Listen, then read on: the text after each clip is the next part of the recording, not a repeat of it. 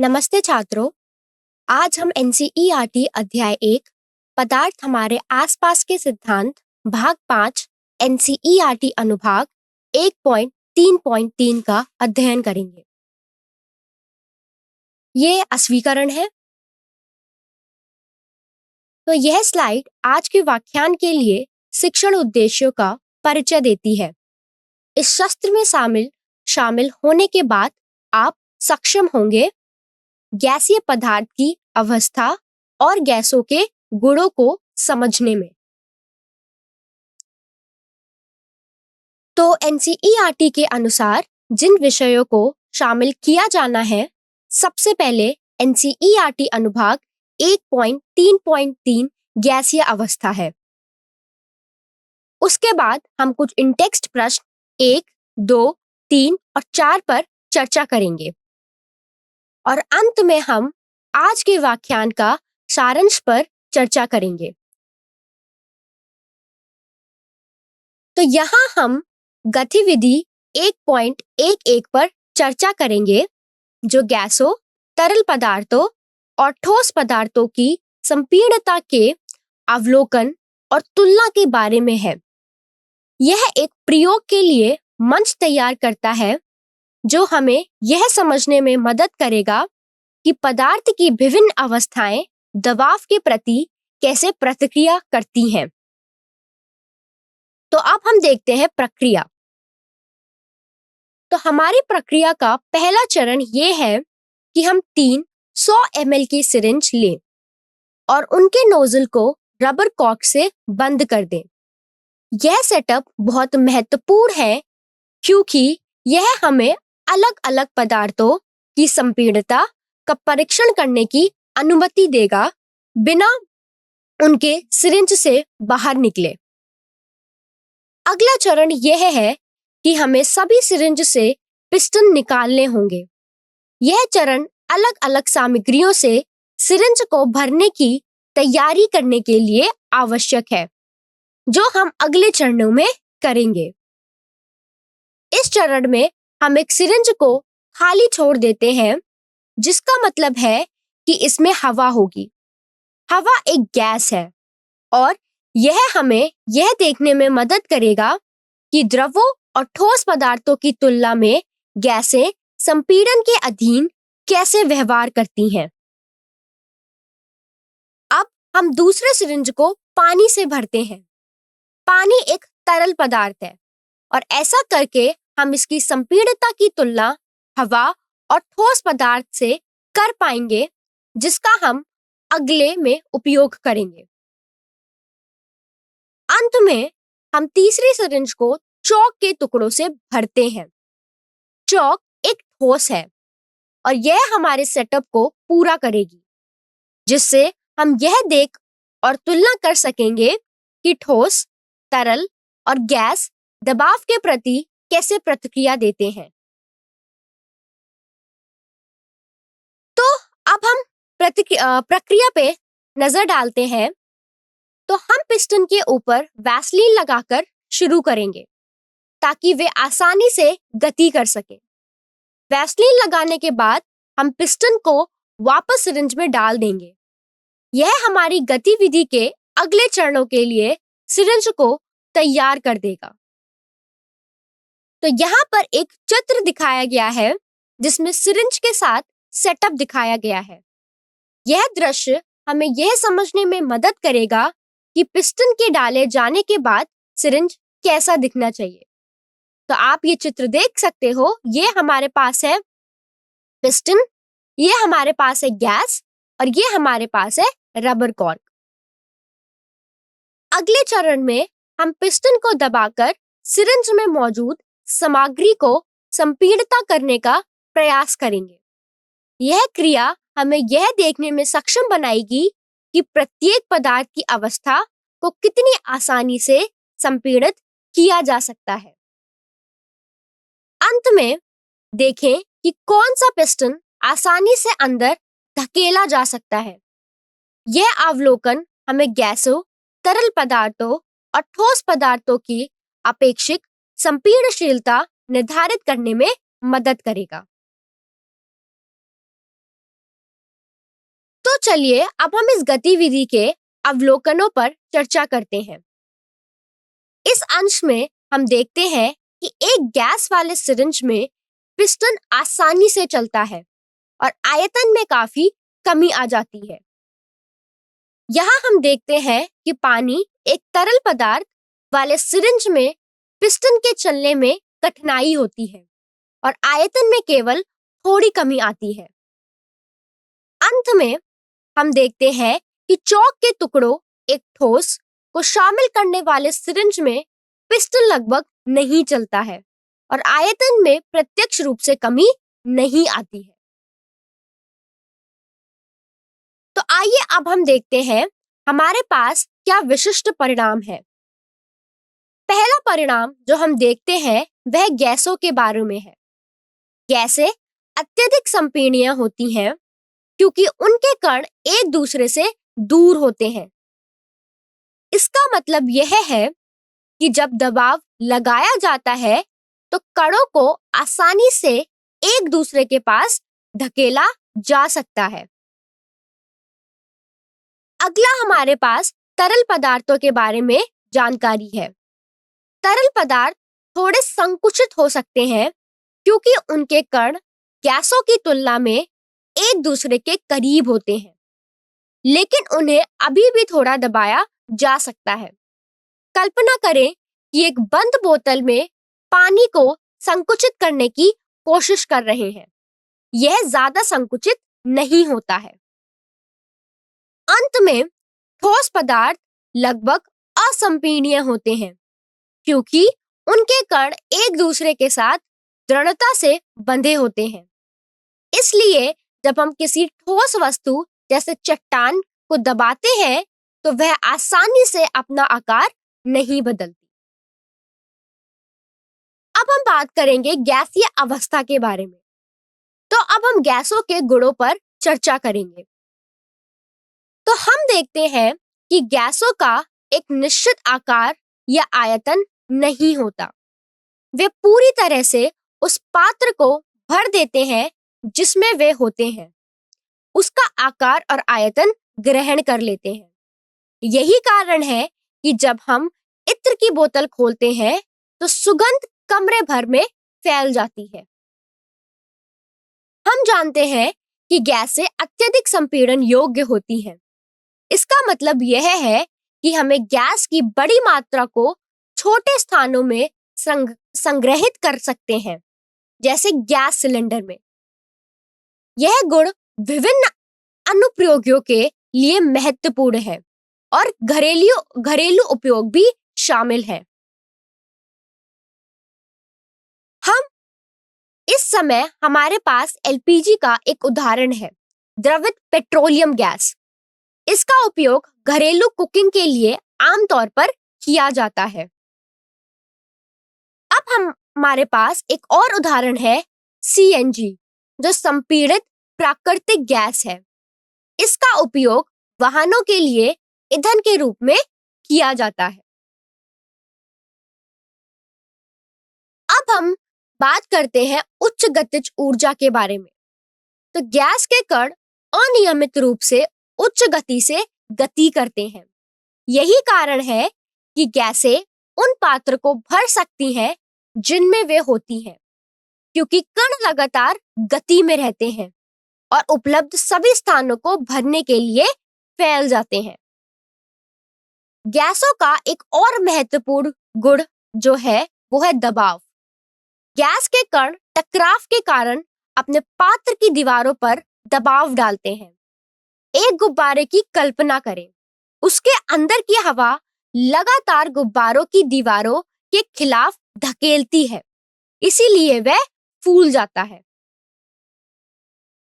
अब यहाँ हमारे पास एक चित्र है जो उच्च गतिज ऊर्जा वाले गैसीय कणों को दर्शा रहा है। ध्यान दें कि कण कैसे अलग-अलग दिशाओं में तेजी से चल रहे हैं। यह दृश्य हमें यह समझने में मदद करता है कि गैसें अपने पात्र में क्यों फैल सकती हैं और उस पात्र को भर सकती हैं। अब आगे बढ़ते हैं।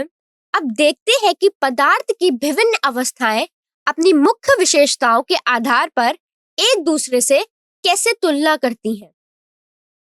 पहले हम तीन मौलिक पदार्थों की अवस्थाओं की तुलना करेंगे जो हम आम तौर पर देखते हैं, ठोस, तरल और गैसें। तो इस तुलनात्मक तालिका को देखकर हम 5 मुख्य गुणों में स्पष्ट अंतर देख सकते हैं। ठोसों से गैसों तक आकार और आयतन में काफी विभिन्नता होती है। ठोसों में यह निश्चित होता है, जबकि गैसों में पूरी तरह अस्थिर होता है। ठोसों से गैसों की ओर बढ़ने पर संपीड़नशीलता बढ़ती है, जबकि कठोरता घटती है। तरल और गैस दोनों में ही बहाव व्यवहार दिखाई देता है। विशेष रूप से ठोसों में अंत कणिक स्थान न्यूनतम होता है और गैसों में यह अधिकतम होता है, जो इन सभी व्यवहारात्मक विभिन्नताओं की व्याख्या करता है। तो जैसा कि आप देख सकते हैं, अगर हम बात करें आकार के बारे में, तो ठोस में यह निश्चित है, द्रव्य में यह बर्तन का आकार ले लेता है और गैसों में भी यह बर्तन का आकार ले लेता है। अगर हम आयतन की बात करें, तो ठोस में यह निश्चित है, द्रव्य में भी निश्चित है, और गैसों में क्या होता है, गैसों में ये अनिश्चित है, ये बर्तन को भरता है। अगर हम संपीड़नता की बात करें, तो ठोस में ये नगण्य है, द्रव्य में बहुत कम है और गैसों में ये उच्च है। अगर हम कठोरता और तरलता की बात करें, तो ठोस में ये कठोर है, द्रव्य में तरल है और गैसों में भी ये तरल है। और अगर हम अंत कण स्थान की बात करें, तो ठोस में ये न्यूनतम है, द्रव्य में ठोसों से अधिक है और गैसों में ये अधिकतम है। आगे बढ़ते हैं। अब चलिए पदार्थ की 3 मुख्य अवस्थाओं पर ध्यान केंद्रित करते हैं, ठोस, द्रव्य और गैसें। हम इन अवस्थाओं की तुलना करेंगे ताकि उनकी विशिष्ट विशेषताओं को समझ सकें। तो अणुओं के बीच के संवाद को देखते हुए ठोसों में कणों के बीच सबसे मजबूत बल होता है, जो द्रवों से कम हो जाता है और गैसों से लगभग नगण्य हो जाता है। इसके विपरीत कणों की गतिज ऊर्जा ठोसों में सबसे कम होती है, द्रवों में बढ़ जाती है और गैसों में अधिकतम हो जाती है, जो उनके अलग-अलग व्यवहार की व्याख्या करता है। तो अब हम एक ऐसी छवि देख सकते हैं जो पदार्थ की अवस्थाओं को दृश्य रूप से दर्शाती है। यह छवि हमें ठोस, द्रव्य और गैसों में कणों की व्यवस्था और व्यवहार को बेहतर ढंग से समझने में मदद करती है। तो आप सबसे पहला चित्र देखोगे, वो है ठोस, दूसरा है द्रव्य और तीसरा है हमारे पास गैस। अब अगले चरण में हम 3 पारंपरिक अवस्थाओं, ठोस, तरल और गैस के अलावा द्रव्य की अन्य अवस्थाओं का अन्वेषण करेंगे। तो आइए सबसे पहले प्लाज्मा के बारे में चर्चा करते हैं, जिसे अक्सर पदार्थ की चौथी अवस्था माना जाता है। तो जब गैसों को अत्यधिक उच्च तापमान तक गर्म किया जाता है, तो उनके कण इतने ऊर्जावान हो जाते हैं कि इलेक्ट्रॉन परमाणुओं से अलग हो जाता है, जिससे अनियत गैस बनती है और यह प्लाज्मा है।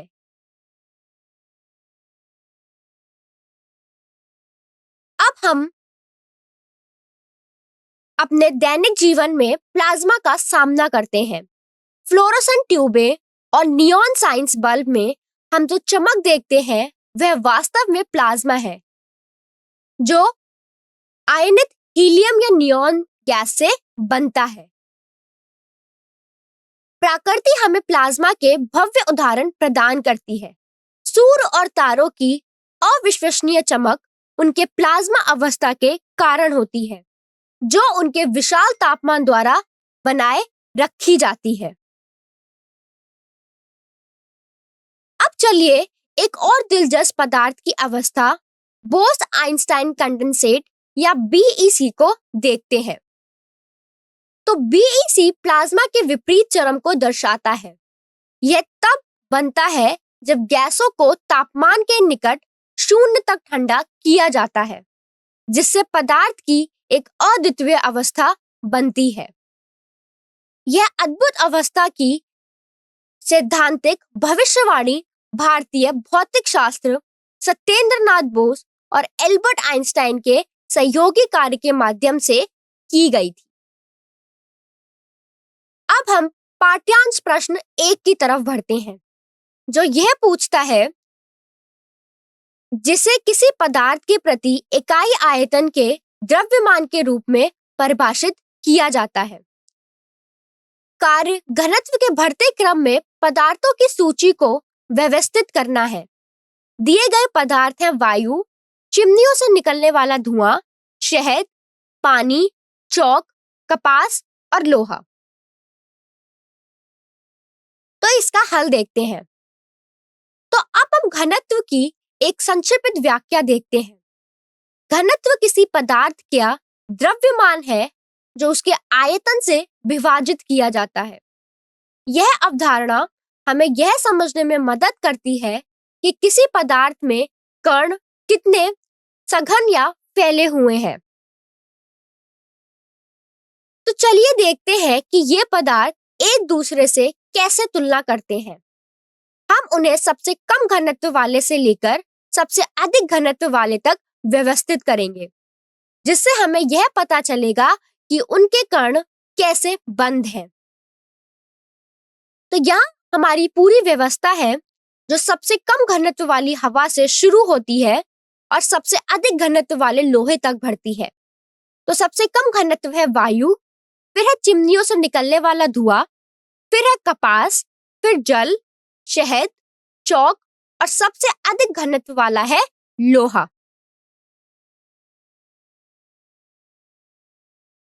तो अब देखते हैं, स्पष्टीकरण पर नजर डालते हैं। यह हमें सूचीबद्ध पदार्थों के घनत्व के क्रम के पीछे के तर्क को समझने में मदद करेगा। तो हमारी सूची की शुरुआत में हमें गैसें मिलती हैं। हवा और चिमनी से धुएं में कण अधिक दूरी पर होते हैं, जिससे वे सबसे कम घनी पदार्थ बन जाते हैं। अगला कपास पर विचार करते हैं। यह एक हल्का ठोस है और इसका कम घनत्व इसमें फंसी हवा के कारण है। इससे यह तरल पदार्थों और अधिकांश ठोसों से कम घना बन जाता है। पानी को द्रव के रूप में पेश किया जाता है। इसके कण गैसों और कपास की तुलना में एक दूसरे के करीब होते हैं, जिससे यह उन पदार्थों से अधिक सघन होता है। यही कारण है कि यह क्रम में अगला दिखाई देता है। अब शहद के बारे में चर्चा करते हैं। इसे पानी से गाढ़ा और अधिक सांद्र के रूप में वर्णित किया गया है, जिसका मतलब है कि इसका घनत्व अधिक है। तो यह हमारी सूची में पानी के बाद आता है। चौक अगला पदार्थ है, एक ठोस के रूप में जिसमें कण घनी भीड़ में होते हैं। यह हमने अब तक जिन तरल पदार्थों की चर्चा की है उनसे अधिक घना होता है। यही कारण है कि यह क्रम में शहद के बाद आता है। और अंत में हमारे पास लोहा है। यह एक सघन धातु है जिसमें कण बहुत घनिष्ठ रूप से पैक किए गए होते हैं, जिससे इनका घनत्व सूचीबद्ध पदार्थों में सबसे अधिक होता है। अब चलते हैं पाठ्यांश प्रश्न 2 पे।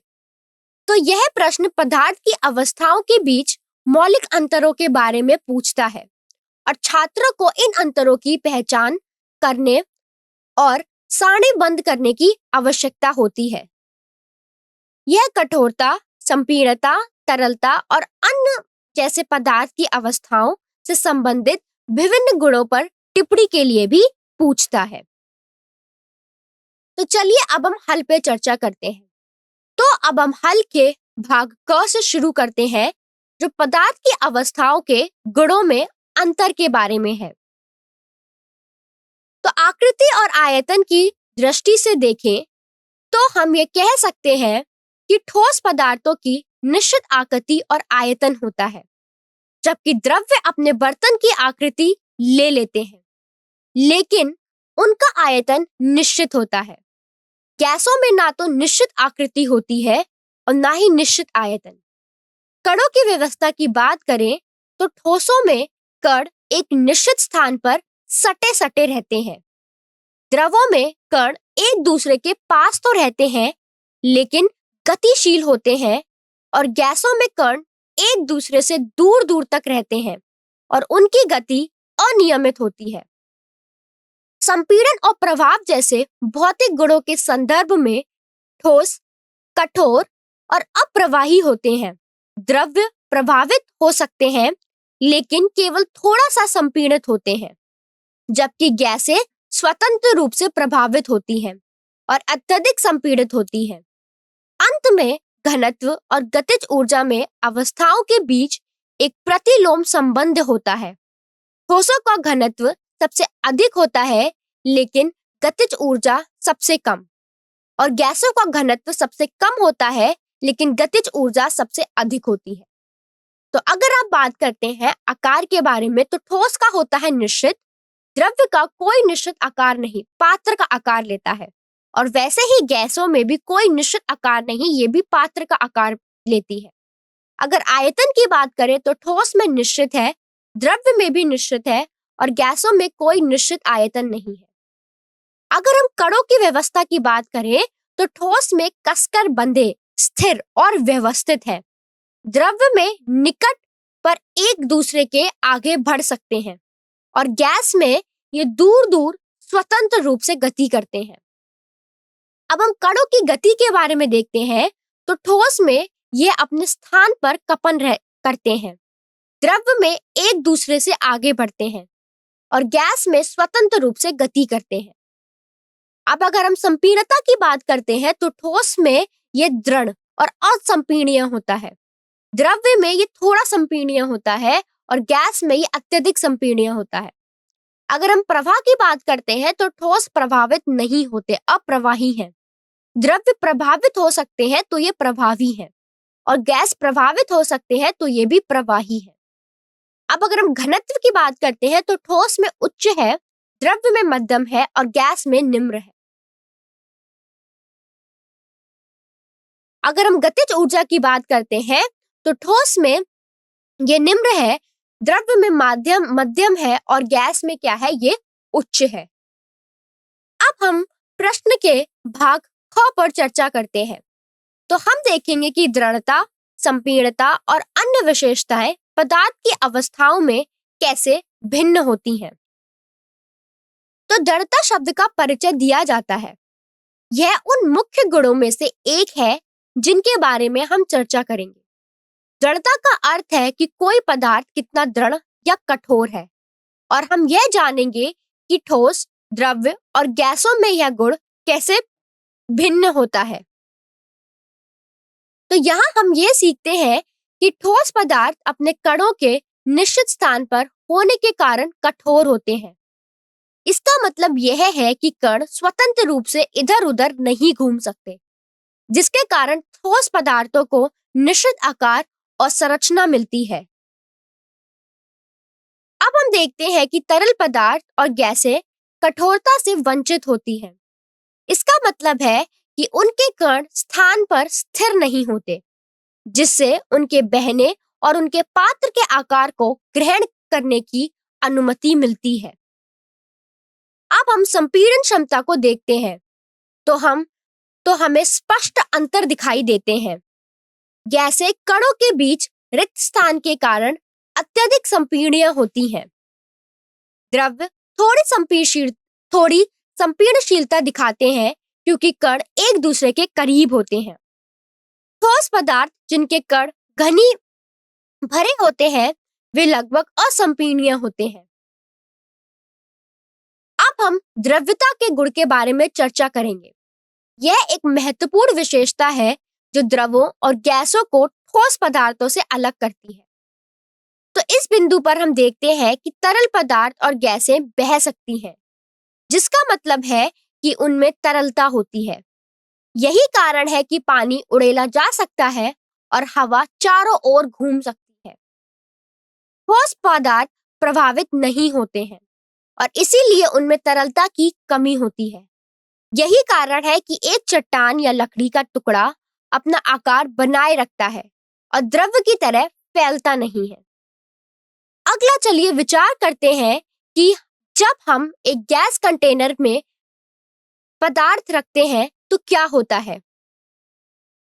हम देखते हैं कि गैसें में अपने पात्र के पूरे आयतन को विस्तारित करने और भरने की क्षमता होती है।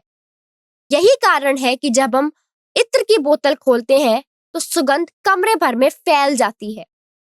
गैसों के विपरीत ठोस और तरल पदार्थ बर्तनों के भीतर अपना मूल आयतन बनाए रखते हैं। अब हम आकृति के गुण का अन्वेषण करते हैं। यह हमें यह समझने में मदद करेगा कि पदार्थ की विभिन्न अवस्थाएं अपने आसपास के वातावरण के साथ कैसे संरेखित होती हैं। ठोस पदार्थों का एक निश्चित आकार होता है। इसका मतलब यह है कि वे अपने रूप को बनाए रखते हैं, चाहे वे किसी भी पात्र में हों, जैसे कि बर्फ का एक घन। दूसरी ओर तरल पदार्थ अपने पात्र का आकार ले लेते हैं। यही कारण है कि गिलास में पानी गिलास का आकार ले लेता है। गैसें केवल आकार ही नहीं बल्कि अपने पात्र का आयतन भी ले लेती हैं। यही कारण है कि हवा गुब्बारे में पूरी तरह से भर जाती है, उसका आकार ले लेती है। तो अब हम गतिज ऊर्जा पदार्थ की विभिन्न विशेषताओं में कैसे बदलती है, ये देखते हैं। तो यहाँ हम देखते हैं कि गैसें के कणों में उच्चतम गतिज ऊर्जा होती है। इसका मतलब है कि वे बहुत तेजी से उधर-उधर घूमते हैं, जिसकी वजह से गैसें फैल सकती हैं और एक बर्तन को भर सकती हैं। अगले चरण में हम यह जानते हैं कि द्रवों के कणों में मामूली गतिज ऊर्जा होती है। इसका कारण वे बह सकते हैं और अपने बर्तन का आकार ले सकते हैं, लेकिन वे गैसों की तरह ज्यादा फैलते नहीं हैं। अंत में गतिज ऊर्जा के लिए हम देखते हैं कि ठोसों में कणों की गतिज ऊर्जा सबसे कम होती है। यही कारण है कि ठोस एक निश्चित आकार और आयतन बनाए रखते हैं। अंत में चलिए अब हम घनत्व के अंतर को देखते हैं। तो ठोस पदार्थों का घनत्व आमतौर पर सबसे अधिक होता है। इसका मतलब है कि उनके कण एक दूसरे के नजदीक पैक होते हैं, जिससे वे तरल और गैसों की तुलना में अपने आकार के हिसाब से भारी हो जाती हैं। तरल पदार्थों का घनत्व मामूली होता है। उनके कण ठोस पदार्थों की तरह घनी रूप से नहीं होते, जिससे वे बह सकते हैं, जबकि वे गैसों की तुलना से अधिक घने होते हैं। गैसों का घनत्व सबसे कम होता है। उनके कण फैले हुए होते हैं, इसीलिए गैसें बहुत हल्की होती है और किसी भी उपलब्ध स्थान को भर सकती हैं। अब हम चलते हैं प्रश्न 3 पे। तो प्रश्न निम्नलिखित प्रेक्षणों या प्रक्रिया के लिए कारण देने को कह रहा है। क है एक गैस उस बर्तन को पूरी तरह से भर देती है जिसमें वे रखी जाती है। ख है एक गैस पात्र की दीवारों पर दबाव डालती है। ग है एक लकड़ी की मेज को ठोस कहा जाना चाहिए। और घ है हम हवा में आसानी से अपना हाथ हिला सकते हैं, लेकिन लकड़ी के ठोस खंड से ऐसा करने के लिए हमें एक कराटे विशेषज्ञ की आवश्यकता होती है। तो हल पर चर्चा करते हैं। तो अब हम प्रश्न के भाग क के समाधान से शुरुआत करते हैं। इसमें कहा गया है कि एक गैस उस बर्तन को पूरी तरह से भर देती है जिसमें वह रखी जाती है। स्पष्टीकरण इस बात पर ध्यान केंद्रित करके शुरू होता है कि गैस के कण सभी दिशाओं में स्वतंत्र रूप से और अनियमित रूप से गति करते हैं। यह गैसों का एक प्रमुख विशेषता है। अगला बिंदु हमें यह समझाता है कि गैस के कण पूरे उपलब्ध स्थान को भरने के लिए फैल जाते हैं। अंत में यह बताया गया है कि गैसों का कोई निश्चित आकार या आयतन नहीं होता, जिससे वे फैलकर अपने बर्तन को भर लेती हैं। अब प्रश्न के भाग ख पर आगे बढ़ते हुए हम देखते हैं, जो यह बताता है कि गैस पदार्थ की दीवारों पर दबाव क्यों डालती है। तो व्याख्या इस बात को बताकर शुरू होती है कि गैस के कण लगातार गति में रहते हैं और बर्तन की दीवारों से टकराते रहते हैं। यह गैसों का एक महत्वपूर्ण गुण है। यह टक्करें दीवारों पर बल लगाती हैं और यह बल कणों की गति के कारण होता है। जब हम दीवार के प्रति इकाई क्षेत्रफल पर इस बल को मापते हैं तो वह हमें गैस दाब देती है। अब हम अगले भाग में इस हल को जारी रखते हैं। तो अब हम प्रश्न के भाग ग का समाधान देखते हैं, जिसमें यह पूछा गया है कि लकड़ी की मेज को ठोस क्यों कहा जाना चाहिए। तो सबसे स्पष्ट विशेषता इसकी अपरिवर्तनीय आकृति और आयतन है। चाहे हम इसे कैसे भी स्थित करें, एक लकड़ी की मेज अपना रूप बनाए रखती है। यह स्थिरता इसकी आंतरिक संरचना से आती है। यह जहां कण एक निश्चित पैटर्न में मजबूती के साथ रखे गए होते हैं। यह विशेषताएं मेज को दृढ़ और संपीड़न के प्रति प्रतिरोधी बनाती हैं। ठोस पदार्थों के मुख्य गुण। अब हम प्रश्न के भाग घ पर बढ़ते हुए, जिसमें हमसे पूछा गया है कि हमारा हाथ हवा के माध्यम से आसानी से क्यों गति करता है, लेकिन लकड़ी के ठोस ब्लॉक के माध्यम से ऐसा करना मुश्किल होता है। चलिए इस अंतर के कारणों का निरीक्षण करते हैं। पहला कारण यह है कि हवा एक ऐसी गैस है जिसमें कण एक दूसरे से दूर दूर रहते हैं, जिससे गति के लिए कम प्रतिरोध मिलता है। इसके कारण हम अपने हाथों को हवा में आसानी से घुमा सकते हैं। इसके विपरीत लकड़ी एक ठोस है, जिससे कण घनी भीड़ में होते हैं, जो गति के प्रति मजबूत प्रतिरोध प्रदान करते हैं। इससे लकड़ी के ठोस ब्लॉक के माध्यम से आगे बढ़ना बहुत मुश्किल हो जाता है। अंतिम बिंदु यह स्पष्ट करता है कि ठोस के माध्यम से गुजरने के लिए कणों के बीच की दृढ़ता और मजबूत बंधन को तोड़ना पड़ता है। यही कारण है कि एक ठोस वस्तु को तोड़ने के लिए महत्वपूर्ण बल या कौशल की आवश्यकता होती है, जैसे कराटे विशेषज्ञ के पास मौजूद कौशल। अब हम चलते हैं पाठ्यांश प्रश्न 4 पे। यह प्रश्न बर्फ के घनत्व में द्रव पानी की तुलना में विस्गति के बारे में पूछता है। यह आम समझ को चुनौती देता है कि ठोस आमतौर पर अपने द्रव्य समकक्षों की तुलना में अधिक घन होते हैं, जिससे हम यह पता लगाने के लिए प्रेरित होते हैं कि बर्फ एक ठोस, पानी एक द्रव पर क्यों तैरती है। तो इसके हल पर चर्चा करते हैं। तो यहाँ हम सीखते हैं कि जब पानी जमता है तो वह बर्फ के नाम से जानी जाने वाली एक ठोस संरचना बनाता है। यह समझने की शुरुआत है कि पानी की भौतिक अवस्थाएं कैसे बदलती हैं। बर्फ में अणु षटकोणीय जलक में व्यवस्थित होते हैं। यह व्यवस्था महत्वपूर्ण है क्योंकि यह द्रव्य पानी के अणुओं की तुलना में अधिक स्थान घेरती है। हम अब देखते हैं कि यह व्यवस्था बर्फ को तरल पानी से कम घनत्व वाला बनाती है। यह बर्फ के तैरने के कारण को समझने में एक महत्वपूर्ण बिंदु है। घनत्व की अवधारणा को यह द्रव्यमान प्रति इकाई आयतन के रूप में और विस्तार से समझाया गया है। यह स्पष्ट करने में मदद करता है कि अणुओं की व्यवस्था घनत्व को क्यों प्रभावित करती है। जल का द्रव्यमान समान रहता है, लेकिन जब यह जमता है तो आयतन बढ़ जाता है। आयतन में यह वृद्धि ही कारण है कि घनत्व कम हो जाता है।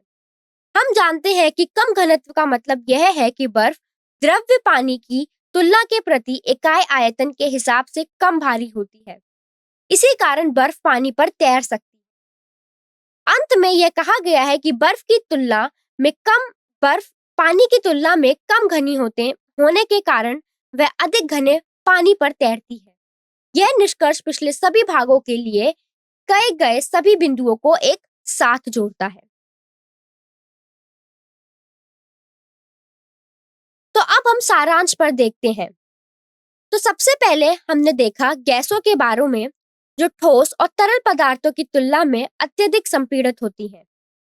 गैसें ठोस और तरल पदार्थों की तुलना में अत्यधिक संपीड़न होती हैं और कणों में इनकी उच्च गतिज ऊर्जा होती है।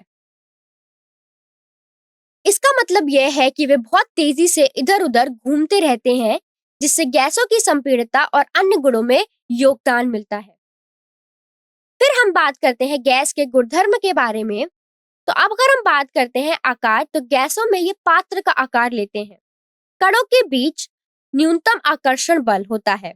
आयतन पात्र का आयतन लेते हैं और तरलता की बात करें तो आसानी से बहते हैं, और संपीड़ितता की बात करें तो ये अत्यधिक संपीड़ित होते हैं। तो धन्यवाद छात्रों, आज के रसायन विज्ञान के शास्त्र के लिए इतना ही था। आपका दिन शुभ हो।